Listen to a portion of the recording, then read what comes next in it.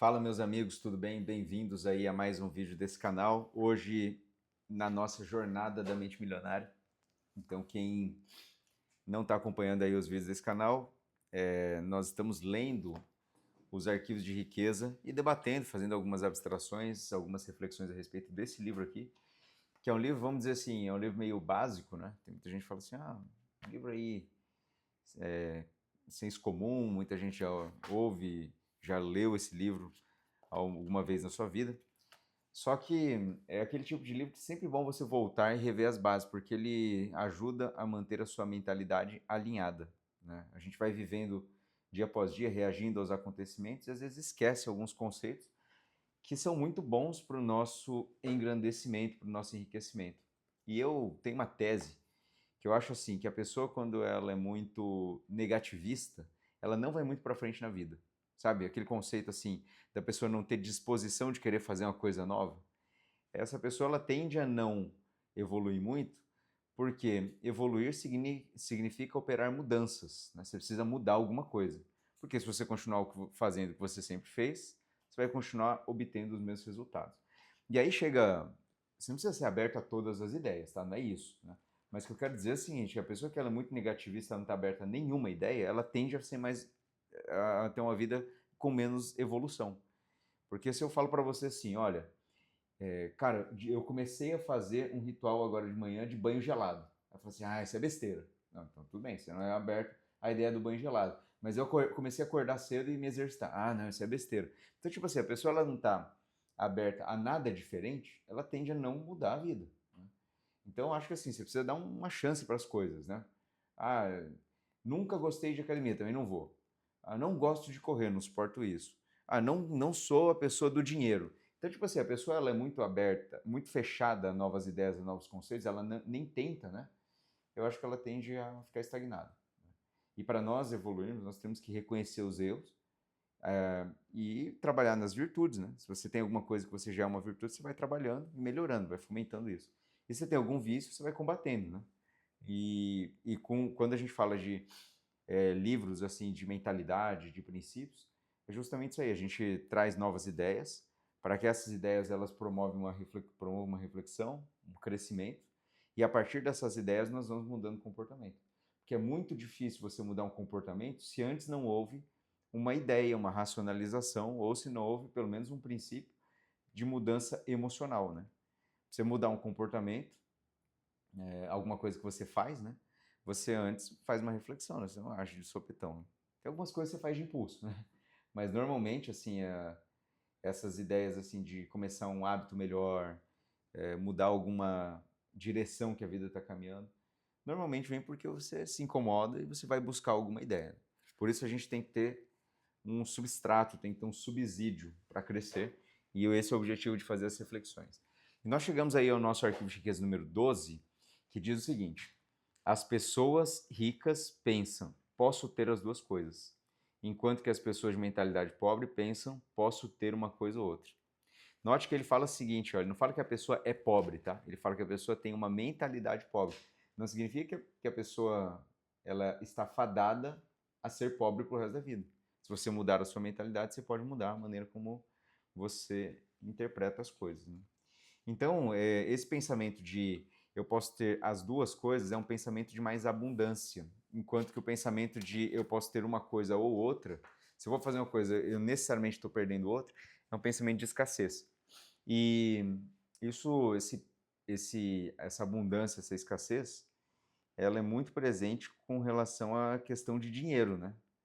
Então, quando você fala assim, quando você não gosta, às vezes você tem um certo ranço de dinheiro em si, é porque no fundo, não são todos, né? Mas no fundo você tende a acreditar de que se uma pessoa tem, ela naturalmente está tirando o outro.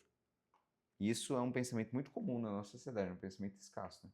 Se eu ganhei dinheiro, necessariamente estou tirando de outra pessoa. Você sabe que tem muita gente, até dessa parte assim de que acha assim que o dinheiro algo limitado e que por ele ser limitado, ele fica concentrado na mão de uns, por isso outros não têm. E na verdade, o dinheiro ele pode ser criado através de resolução de problemas. quanto mais você resolve, quanto mais valor você tem, mais você vai acabar atraindo dinheiro. E dinheiro é impresso por máquinas. Então, se há uma demanda muito grande, há muitas soluções no mercado, todas as pessoas estão gerando muita solução. E há muito comércio, o dinheiro gira demais, o governo não imprime mais, mediante a necessidade. Aumento do PIB, do Produto Interno Bruto. A nossa sociedade produz tanto que há uma necessidade de circular mais dinheiro. Então se imprime mais dinheiro. Então esse dinheiro fabrica, entendeu? Dinheiro não é uma coisa. Só que esse conceito de que ele é limitado, é um conceito de escassez, ele vai permeando a sociedade. E aí você às vezes até traz esses conceitos através das suas experiências, né? Então eu acho que assim, eu tenho uma tese também, definitivamente não é científica, mas é uma coisa que eu percebo que sem querer nós vamos criando as nossas escassez, o nosso conceito de escassez, porque os nossos pais, a nossa criação, ela é de uma certa forma, você faz isso, senão vai acontecer isso. E se você não fizer isso, vai acontecer isso. Eu mesmo faço isso com meu filho, para botar ele na linha, né? Porque senão a criança ela vira o terror, né? Então você falou, ó, se você não fizer desse jeito, vai acontecer isso. E só que esse conceito, apesar de gerar um certo nível de disciplina e fazer você andar na linha, ele também vai implicando um pouco no conceito de escassez, né? Porque se eu não faço aqui, então é sempre uma questão no condicional. E esses dias eu estava falando assim da importância de nós combatermos esse hábito do condicional. Tipo assim, ó, se eu tiver a condição certa, eu faço isso. Ó, se eu tiver dinheiro, eu compro uma lupa, entendeu? Se eu dormir bem, eu vou na academia. Se eu tiver disposto, eu faço exercício amanhã. Então, tipo assim, a vida toda ela vai tendo a condição na frente, a execução depois, entendeu? A condição na frente, a execução depois. Quanto que eu posso até não concordar muito com o fato dessa coisa ser justa ou não, mas a verdade é que a vida ela presenteia muito mais quem faz primeiro e coloca a condição depois. Pode ser meio injusto? Pode, porque às vezes você vai ter um monte de gente que é meio cara de pau, meio, vamos dizer, uma pessoa muito agressiva, assim, no modo de tratar as coisas, nem é uma pessoa tão capacitada, e às vezes essa pessoa ela até consegue mais coisas do que alguém que é mais capacitado e que tem um pouquinho mais de pé atrás de fazer as coisas, entendeu? Então, se você for analisar isso é justo? Talvez não, né? Talvez a pessoa que é mais pé no chão, que estudou mais, ela merecesse mais, entendeu? Se você for analisar, né? Seria mais justo. Mas na vida você vai começar a perceber que tem muita gente que vai para frente, não é porque sabe mais, é só porque faz mais, entendeu? Ela coloca a condição em segundo plano. Então ela só mete a cara e faz. E depois vai descobrir como é que resolve, entendeu? E eu acho que a vida é muito desse jeito, sabe? Então quando a gente fala assim, ó, que você pode ter as duas coisas, você não colocar tanta condição. Ah, se eu tiver isso, então eu não posso ter isso. Entendeu? Que é um pensamento mais de escassez, né? Então, lógico, o tempo ele acaba limitando algumas coisas. Existem situações que são um pouco autolimitantes, né? Ecologicamente, você vê que ela não entra, né? Por exemplo, eu quero viajar para o país todo dando curso, mas eu também quero estar a semana toda colocando meu filho para dormir. Daí já não é congruente, você entende? Porque elas duas, elas não são compatíveis. Então existe esse nível sim de incompatibilidade. Mas isso é óbvio, né? Então existem metas, existem objetivos que eles são um pouco antagônicos, eles não ocupam o mesmo espaço. Porém, o que a gente está querendo dizer nessa questão de eu posso ter ambas as coisas, é mais no sentido de eu posso ter dinheiro e ter tempo para a família, eu posso ter dinheiro e cuidar da saúde. Porque às vezes você cria arquétipos na sua vida, na sua ideia, e você acha que o fato daquela pessoa ser daquele jeito, você é daquele jeito também, que aquela história está pautada como uma obrigatoriedade. Tipo assim, ó, todas as pessoas que eu conheço que são muito ricos são gordos.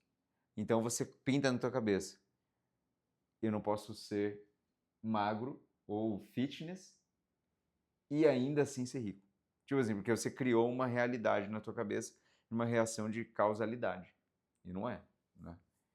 Então, a gente tem que tomar cuidado também com esses exemplos ou as histórias que vão sendo reforçadas e que vão virando padrões, que ficam muito enraizados, né? Que você não pode ter tempo para a família, que você não... Então, é sempre bom você ouvir histórias diferentes das pessoas para ir se inspirando e vendo, olha, aqui a pessoa conseguiu e foi para um outro caminho, né? Não é garantia de que você vai conseguir o mesmo caminho, porque existem várias circunstâncias diferentes naquela situação.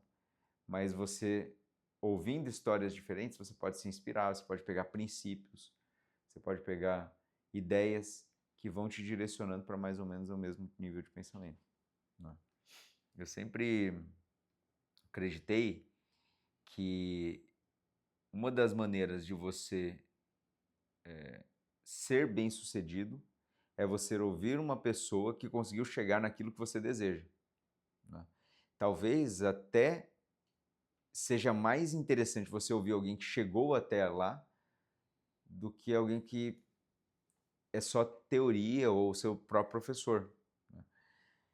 Porque tem muita gente que está dando aula, tá, sei lá, com todo respeito, né? A pessoa pode ter um conhecimento teórico muito grande, mas a história de sucesso, ela conta muito a respeito do resultado. E a vida nos exige resultado, né? Não é só a informação, mas é a competência de ação.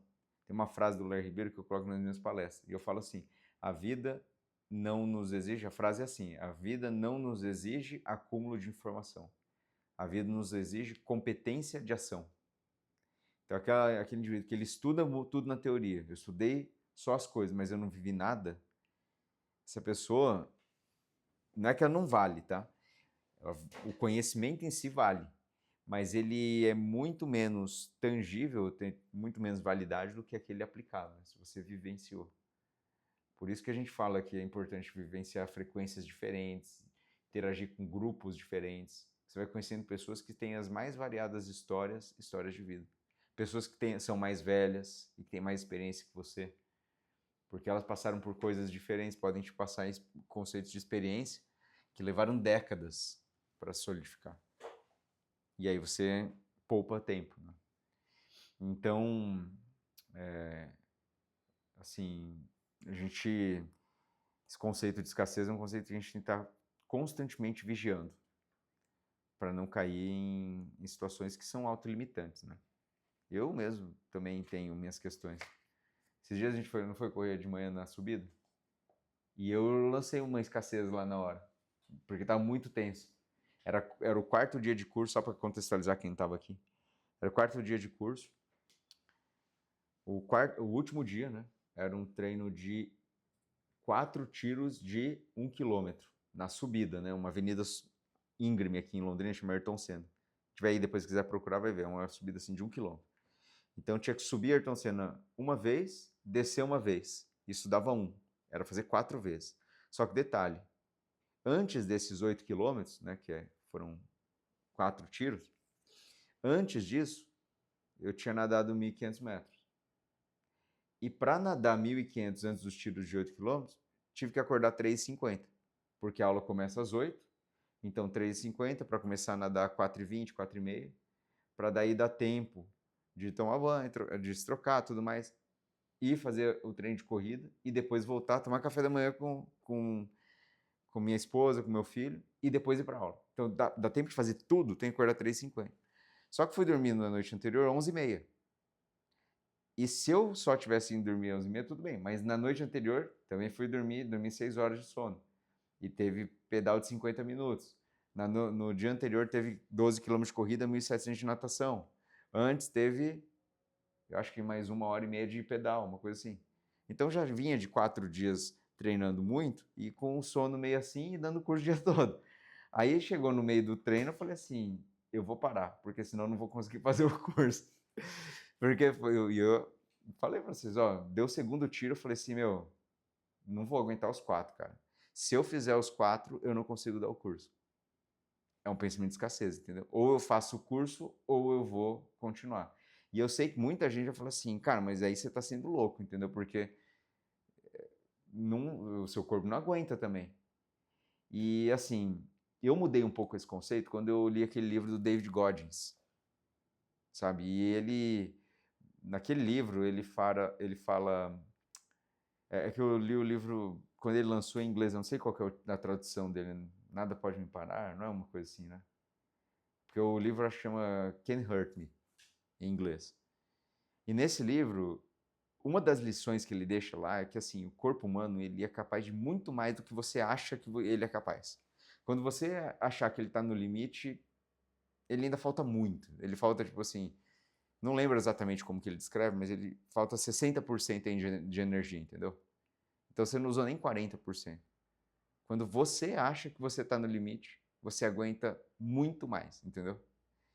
E eu sei que tem muita gente que não gosta desse diálogo, que acha que é perigoso e tal, mas o fato é que aquele dia nós fizemos os 8 quilômetros. E eu não só dei a aula o dia inteiro, como tinha um caso clínico para fazer no final do dia, dei a aula, fiz o caso clínico e, como se não bastasse, fiz o segundo caso clínico do aluno que estava aí, né? Do Kevin. Então, assim, fiz 2 casos clínicos, o curso o dia inteiro, terminamos mais tarde que o normal. Nada pode me ferir, do David Goggins. Boa. E deu certo. E ainda cheguei no final do dia, nós saímos para jantar. Coloquei o Matheus para dormir. Assim, deu tudo certo. Não faltou energia. E ainda falei, vou ter que tomar muito energético. Só de pirraça eu falei, não vou tomar energético também. Só para falar assim, tipo, não vou, porque o energético ia me fazer mal, eu sei que ia. Já tinha tomado muita cafeína, ia tomar mais cafeína ainda. Então, tipo assim, trouxe esse exemplo por quê? Porque quando você vivencia, uma coisa é você saber na teoria, outra coisa é você sabe do teu discurso autolimitante, você prova para você mesmo que não é verdade. Cara, isso para você, para o teu íntimo, te faz muito forte. E eu acho que às vezes o que a gente precisa para nós evoluirmos na vida é se colocar mais à prova. Sabe, pegar o desafio e falar assim, bota, vamos fazer esse desafio então? Vamos sentir na pele como é que funciona esse negócio difícil? Porque daí você vivencia a experiência e você adquire outro nível de compreensão, entendeu? Porque para mim essa questão do que você fala para você mesmo depois desse treino, por exemplo, subir, não é o condicionamento em si que importa, sabe? Eu acho que essas coisas, para mim, elas têm muito mais valor do que o próprio treino físico, sabe? Porque eu saí desse treino com uma mensagem para mim de diálogo interno e de superação interna muito mais forte do que melhorei meu VO2, melhorei meu condicionamento, minha capacidade de correr na subida. Eu acho que isso aí vem de bônus, entendeu? Acho que a coisa mais importante é outra coisa, é o teu mental. É o que você fala para você mesmo, se você aguenta, se você não aguenta, se você pode, se não pode. E a constância de você colocar bons diálogos internos para você todos os dias, essa constância vai fazendo com que você tenha mais resultados. Porque se no teu dia a dia você fica falando diálogos ruins para você, eu não vou aguentar, eu não consigo fazer isso, ou eu faço isso ou eu vou fazer aquilo. Você vai criando uma constância de limitações, entendeu? E eu acho que na vida a gente tem que ir topando desafios para que nós, ao longo do tempo, a gente vá se tornando uma pessoa que coloca cada vez menos limitações em si mesmo, entendeu? Tipo, você não coloca muito empecilho. Você fala, isso aqui dá para fazer, isso aqui dá para fazer. E isso é treinável. Da mesma forma que a gente vai treinando corrida e vai melhorando o condicionamento, a gente vai treinando esse diálogo interno. Vai chegar uma hora que para você nunca, as coisas, nada tá ruim, entendeu? Tudo é possível, tudo dá para fazer, tudo eu consigo. Porque você já foi digerindo, entendeu? Então, a próxima vez que tiver treino de corrida e eu estiver numa situação desgastante no final, é bem provável que eu vá digerir isso melhor. Não é garantia que eu não vou reclamar, tá? Mas é bem provável que na próxima eu reclame menos. Entendeu? Por quê? Porque eu já passei por isso e já refleti, já dei uma digerida. E eu sei que agora, racionalmente, putz, dei uma desculpa que era esfarrapada. Eu não devia ter dado aquela desculpa. Tipo, hoje, depois que acabou o treino e acabou o dia, eu deitei na cama e eu lembrei do momento que eu falei, eu não vou conseguir tocar o dia hoje. Aí eu, tipo, na hora que eu tava dormindo, eu falei assim, você foi muito fraco. Fraco. Fraco. Vergonha de você. Fraco. Fraco. Sabe por quê? Porque você nem tentou o dia e você tava reclamando naquela hora, colocando o limite. Tipo, eu pensei comigo. Falei assim, você foi muito fraco hoje de manhã, cara. Porque você estava no segundo tiro, você estava desistindo. E eu só não desisti por vocês, tá? Porque a gente estava em grupo, né? Tava o Cristian e o Gabriel. E eles falaram, não, vai. E eu fui. Mas aí a hora que eu fui dormir, eu falei assim, cara, eu fui fraco, entendeu? E da próxima vez que aparecer o desafio, eu vou lembrar, não seja fraco. Porque aquele dia você falou que não ia aguentar e você aguentou. Então você vai aguentar na próxima, entendeu? Então esse treino, tipo, o treino que a gente faz aqui, não é para você ficar no shape, entendeu? Não é para você correr forte, você pegar pódio na corrida. Sabe, o pessoal fala assim, ó, você treina corrida pra caramba, aí você vai correr lá e você não pega pódio. Eu falo assim, mas não é para pegar pódio, cara. Ninguém tá correndo para pegar pódio. Ninguém tá correndo nem para ficar no shape, pra você ter ideia. A gente tá correndo para melhorar a cabeça, entendeu? Para você encontrar conforto no desconforto, para você saber que você pode muito mais, para você se tratar melhor, entendeu? É por isso que a gente faz as coisas, não é shape. Até porque se for só shape, você desiste antes, cara. Você desiste muito antes. O motivo é muito fraco, entendeu? E você vai ficar brigando toda hora para você manter só uma aparência? Não é por aí, entendeu? Ela tem que vir como consequência. Porque daí você não vai sofrer tanto para manter as coisas, né? Eu acho que é mais ou menos por aí. Então esse pensamento assim de abundância, ele vem muito de ideias, tá? Às vezes, eu vejo que assim, a energia às vezes ela pode cair um pouco aqui, sabe? Do grupo. Cai por quê? Por nível de pensamento. Entendeu? Você duvida da possibilidade, você não acredita. Só que eu pergunto para vocês, por que vocês vieram em primeira instância? Por acreditar que era uma coisa ruim ou por bom? Por ser uma coisa positiva? Entendeu? E se está variando, essa variação no teu pensamento é por quê? Será que não cabe a gente exigir mais e fortalecendo essa mentalidade a ponto de você não ver mais possibilidade de dar errado? Que é o que eu falei, é treino, cara. A tua mente não ficar desistindo antes da hora. Você tem que treinar esse negócio. O dia que todo mundo aqui tiver uma mentalidade forte o suficiente, tipo, não tiver dúvida das coisas, aí vocês vão começar a ver as coisas acontecer. Porque as coisas elas não acontecem tanto porque vocês não têm certeza. Isso é bíblico, tá? Porque se você não tem a fé inabalável, a sua fé se abala com o mínimo, com o grão de mostarda, né? Então você não consegue consolidar a sua a crença verdadeira. Qualquer coisinha você não acredito, não consigo. E isso aí vai virando uma rotina, entendeu? Então a gente tem que ir treinando a nossa capacidade de se manter firme no propósito. Se tratar bem, ter um bom diálogo interno, etc. Eu acho que é mais ou menos por aí assim que deve vir essa questão do diálogo de eu posso ter as duas coisas, eu consigo, sabe? É muito mental. Muito mental. E por isso que é tão importante a gente fazer as reuniões de mentalidade. Pode ser através desse livro, né, que é As Abstrações do Mente Milionária, que agora foi o 12, mas pode ser também de outras formas, outros tópicos que a gente pode continuar fazendo mesmo depois de ter terminado o livro. Enfim. Acho que é isso. Se você que está assistindo aí o vídeo no canal não se inscreveu ainda nesse canal, eu peço que você se inscreva. Como dizem os youtubers, né? Dê o like nesse canal. Não, dê o like nesse vídeo. Se inscreva nesse canal, dê o like nesse vídeo. Curta e compartilhe, enfim. Que nos vemos aí no nosso próximo encontro aqui.